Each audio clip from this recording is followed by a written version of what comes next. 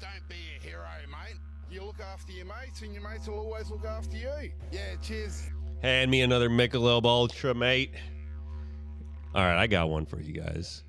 Well, you guys already brought up so some of this. A Ute was swept into a dangerous surf. A man on the Gold Coast was off-roading on a beach by some rocks. Tides got too high because of a cyclone that had been in the area. His Ute got swept back onto the beach. I heard you guys, talk about Utes. I was like, when I had read this one, I was like, what the hell's a Ute? And I thought my cousin Vinny, the two Utes. What could it have been if he was off-roading?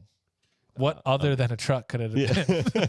No, I'm seriously, Luke. What did you think it was? I didn't know if it was like a brand of car. Okay. Like that's like one of their brands is a Ute. Yeah, got it. Whatever, Honda. Nice, got it. So after his research, because we learned things, Ute is an abbreviation for utility or utility vehicle. So just so you know, it's not to be confused with the Ute people, who are indigenous people of the Ute tribe, which are indigenous of the people of the Great Basin. So he wasn't driving a Ute. Yeah, he was driving a Ute. But not that kind of Ute. Yeah, not the Ute that you're thinking. Okay. Yeah, he wasn't off-roading with a Ute. Yeah. So, yeah, these Ute people, they've lived in sovereignty in the regions of the present-day Utah and Colorado in southwestern United States for many centuries until European settlers colonized our lands, but I digress. Anyways, so other people saw this man and his Ute and his stuff being dragged out into the surf. They started trying to help by unloading the vehicle. Eventually, they gave up unloading the vehicle because, what would he like? Where are you putting it? Stuff's not as important as people. Yeah. Trying to get, just leave it, whatever. Sucks to suck. They eventually gave up trying to save the car because they noticed it really wasn't going anywhere. But the waters were crashing. And they came back at 3 a.m. during a low tide, and they were able to get the vehicle. 3 a.m.? Yeah, low tides. Man. Saving the Ute.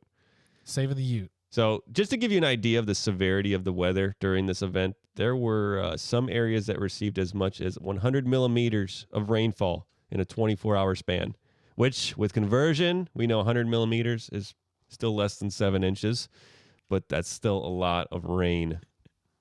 That is a lot. That is a crazy amount. I just thought that was... So the Ute got swept out?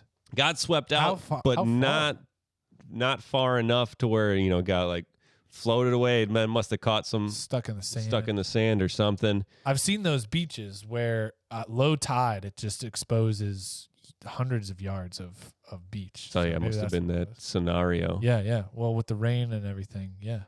That's amazing. Yeah. That would suck. Hopefully, it was a sturdy Ute. Yeah. And didn't get too destroyed. It's all salty. That's the most Australian thing ever. Just like, oh, there's a cyclone, mate. You trying to hit Bondi real quick? And his buddy's like, hero, mate. Yeah, just leave it, mate. Come back when low tide. We can run this whole beach here. Have a Michelob Ultra.